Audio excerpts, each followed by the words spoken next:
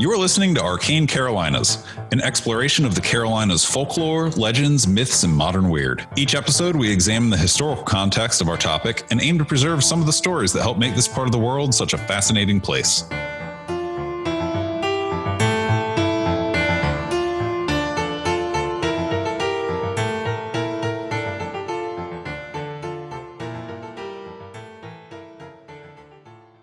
All right.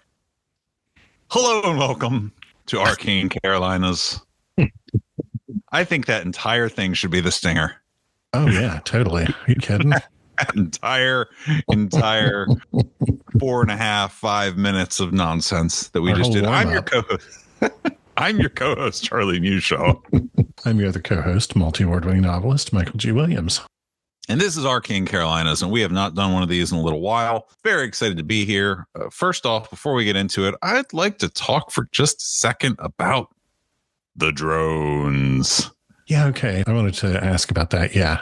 Yeah, so I don't know when this is going to air like it's on the radio. I don't know when this is going to hit the feed, but as of today, December 19th, there's like still activity in the skies over the United States, in the skies in other parts of the world, where people are reporting glowing orange orbs, as well as minivan-sized drones, traditional, quadcopter looking drones.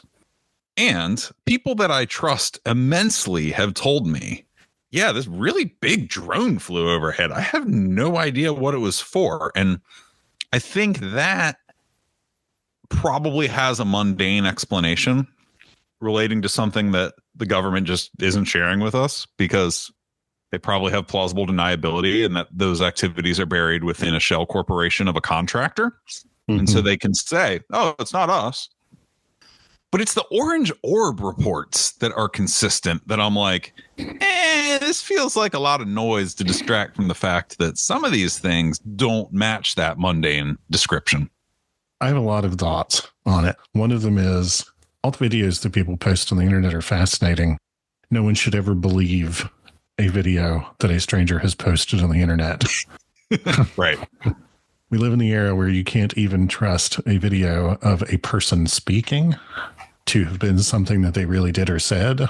So I do not trust a video with minimal special effects requirements to be real in some sort of factual sense. That said, there are an awful lot of people saying that they see stuff, and I have not heard from anybody who has personally reported anything, but you don't have to go looking very hard to find reports in legitimate mainstream news sites of local stations in places like Wilmington having people call them and say, I took a phone video on my back deck of a drone flying up and down the intercoastal waterway.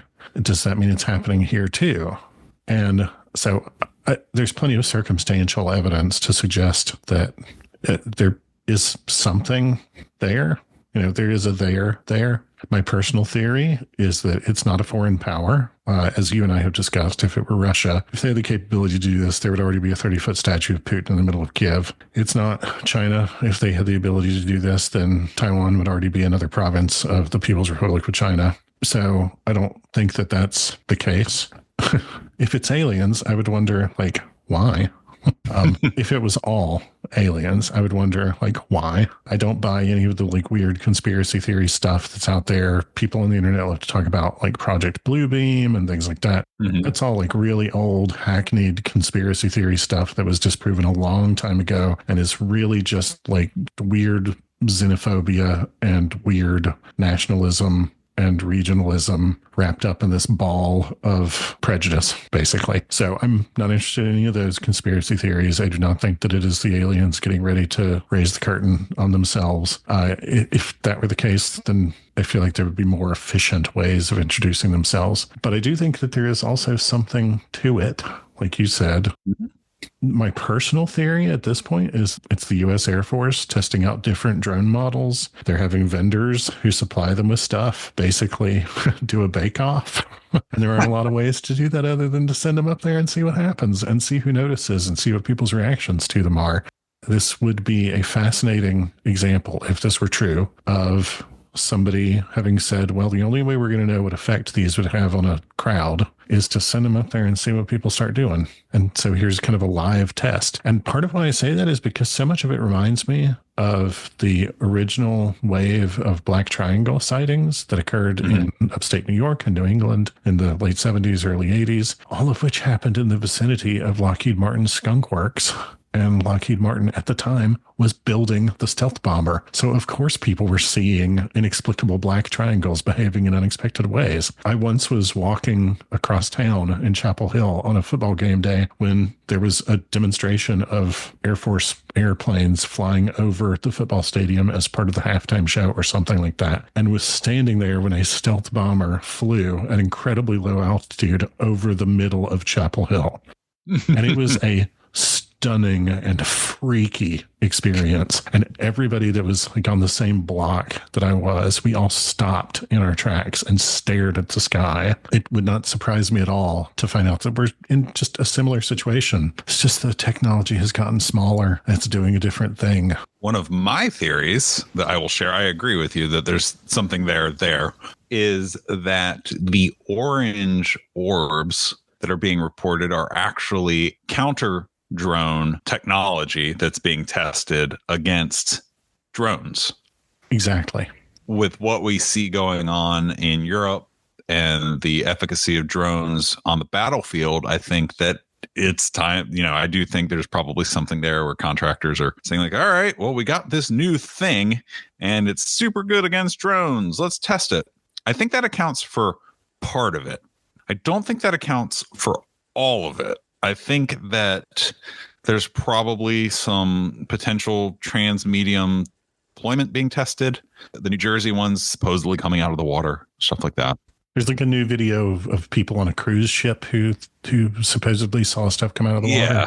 Now, the two people that I know personally that saw something described large quadcopter traditional drone. So I also think that there's probably a lot of people, if I had a drone, I'd put it up in the sky and go look for stuff. I think there's a lot of noise in the sky right now. Yeah, I think your point about this being a way to test anti-drone technology is really demonstrated by a couple of the most popular accounts, I guess I would say, that people are talking about in this, which one is the guy in New Jersey who is a drone pilot who sent up a drone to get a closer look at what was up there. And the second it got close to something, it just like died and fell out of the sky. Yeah. And so as soon as I heard that, I was like, well, then obviously this is just the Air Force or Space Force or somebody testing technology that's designed to take out devices like this. As we increasingly see conflict between nations take place through proxies, those proxies are not always just nation states. Those proxies are also technological. I think we're approaching a point where conflicts will be fought between drones fighting drones. So, of course, their technology is designed to take out I don't know what's the phrase for it, but I guess drones, devices that have a pilot, but the pilot is not in it. Of course, there are technologies like that being developed. And I agree. I think that the video that has been around a lot of the orange thing that's flashing, basically, that's like flexing and breathing, taking out drones that approach it, is just a demonstration of a technology. But it would be cool if it was aliens. If it were aliens, I would have a lot of requests of them, and I would be very disappointed that they're dragging their feet like this. Yeah, I think at the end of the day, for me, it's not the end of the world, and we'll probably never get a straight answer on what it is. So it's just fun to watch. Absolutely. I think an important part of it to keep in mind is that the federal government keeps saying, well, it's not hostile and it's not foreign. End of conversation. All right. And it's not us. They keep saying it's not the U.S. military. I'm like, yeah, it's the people you pay so that you can say it's not us. Exactly. It's Raytheon or somebody. Right. So like you said, the power of private contractors, it removes a lot of liability. I also think that, people keep saying, well, the FBI is investigating. The FBI is investigating. Well, all that means is that there's a case open and assigned to an agent somewhere. Big deal. They're quote unquote investigating. That means that there's somebody that they've told, this is your case now. Don't bother to do anything with it. So I visited this week in person, because I didn't want to seem like a wingnut, the Chatham County Sheriff's Office in Chatham County, North Carolina. And that's how you avoided seeming like a wingnut. Yeah. Okay. I didn't want to call in. You don't want to sound like a person who's a prankster potentially, or just a lunatic. Right. So I was like, hey, how's it going? And the guy in the little bulletproof cage. Can I help you, sir? I was like, yeah. Just hanging out. Is anybody calling in drones? And he started laughing and was like, I was like, I mean, it's all over the news. I'm just curious. And he was like, yeah, I had to show one lady using a Starfinder app that what she was looking at was a star. I do think there are a lot of misidentified, just small aircraft that people see up there and they don't know what to look for. And so they say, oh, I saw a drone, and it's just a small plane. Yeah. Well, this has been a fun thing to talk about. We haven't had a chance to talk about it. So now it's a part of an episode that has absolutely nothing to do with this. I do have one more extreme. One more bit of drone reaction. business. Yes. One more bit of drone business. This is for Glenn. Not to drone on, but. Oh. Yeah, I'm not proud of that. It does make me think in my most extreme believery moments, in my most Mulder way. It did make me think, what if this is aliens? And what if, like, for instance, the orange one that takes out the drone that approaches it, what if that is aliens? And what if this is a little bit like our approach to, if I remember correctly, they are called the Sentinelese, and our name for their island is the Sentinel Islands, a native people who live on an island who cannot and should not be approached. They react hostilely to any outsider, have repeatedly killed people who attempted to make contact with them, and should be respected. That's fine. They can do whatever they want. I don't need to go there. They don't need to hear from me. They don't need to hear from anybody. They seem to be perfectly happy as they are. But every now and then a ship goes and checks it out, and somebody decides to just take a peek at them and see what's up. And maybe things have changed, and maybe they would be more welcoming this time. It tends to go very poorly for those people. But what if some alien somewhere, some alien people, some alien government, some alien organization, some alien faction of an alien culture, and that faction thinks that contact with people like us is very important for some reason? Or they think that we're very dangerous, and they just want to keep tabs on what would happen if they were to show up in a more outspoken way. Let's look at the angry death monkeys. Yeah. Can I go look at the angry death monkeys? They've harvested the atom. Exactly. Or harnessed the atom. What if we're the bear in the cage out front of the early 20th century museum? They've decided to just every now and then see what we do if they show up. What happens is that our Air Force sends up drones to attack them, and they have to defend themselves. Then random people, particularly in New Jersey, maybe get their drones out and start flying up there as well to see what happens. And then everybody else starts talking about it. And everybody who doesn't have a drone takes a little device out of their pocket and points it at the sky. And then they say, okay, maybe not yet. Maybe they're not ready yet. 1% of me thinks, well, that's what's happening. But the rest of me thinks it's probably just the Air Force. Well, it's funny that you bring that up, because I saw a meme, and it was a picture of that tribe like on the shore, because there's pictures of them like on the shore with their arms up and moving about, and said the residents of New Jersey every time an Airbus takes off from Newark. Yeah. Part of the discussion around all of it is often people saying, well, the drones showed up and closed down Pope Air Force Base or something like that for a night. And so obviously it's not the government, quote unquote. Well, that event does not preclude it being a test by the Air Force. Right. If it's an Air Force facility, that's probably the easiest place for them to shut down air traffic in and out of for a while to run a test. Yeah. Also, that does not preclude the possibility that it's just random people with drones that they're flying around for lulls, or they're flying them around to see what happens, or they're trying to get a bit closer look at what's up there, or whatever. I would be lying if I said I wasn't looking on the DJI website at some of the models that you don't need a license for, and being like, how far does this go? How high can I send this? How much money is this? Turns out too much, but they are very cool. Keep in mind, if you get caught exceeding a certain height, a certain altitude, and you don't have a drone license, then you get some pretty hefty fines. Right. That's why I was looking at the one. They have them all like geocaged, essentially, where if you have the controller with the GPS going, it knows like, oh, you're not allowed to fly over there, and the drone won't fly into an area. It'll cap it at a certain height. They have all these like guardrails put on that you can fly in like safe mode and like keep yourself out of trouble. Well, that's really good. That's really smart. Yeah. Dude, they're super neat. Talk about them for a minute. We should just cut this and make this a whole mini-sode.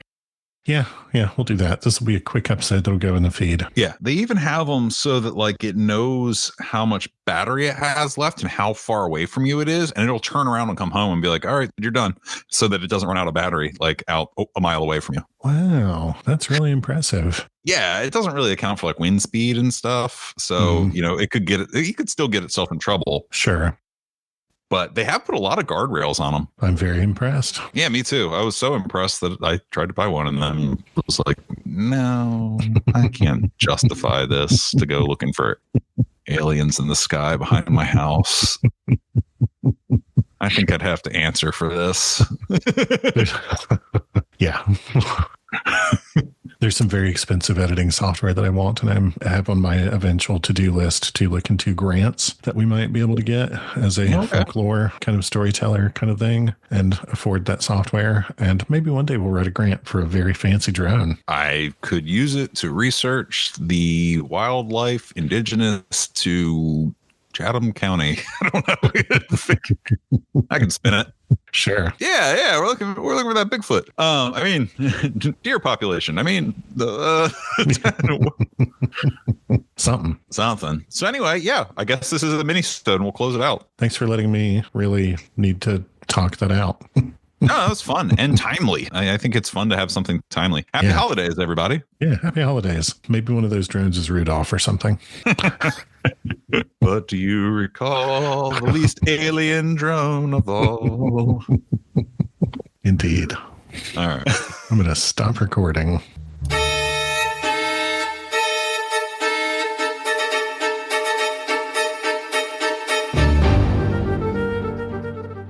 You've been listening to Arcane Carolinas. Thank you for listening. We hope you enjoyed it.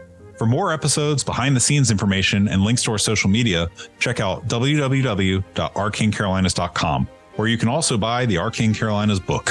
And if you like award-winning horror and science fiction, check out my books at michaelgwilliamsbooks.com. And if you have story suggestions, comments, or questions, email us at arcanecarolinas@gmail.com.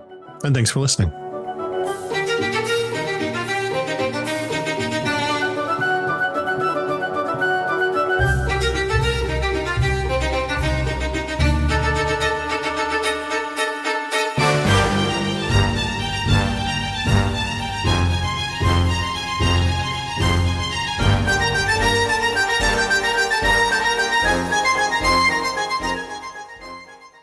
I have hit the record button, just so you know. Hell yeah, you did. Let's do this. All right. Are you ready to party? I can't hear you. This is awkward because it's an audience of one. Michael G. Williams. I've been at a show like that before. It was a lot of fun, but I don't know if I might have been the only person having fun because I was not on stage. Make some noise. No, really, I can't see you. The lights are in my eyes. Meanwhile, me in the very back corner of the room. Woo.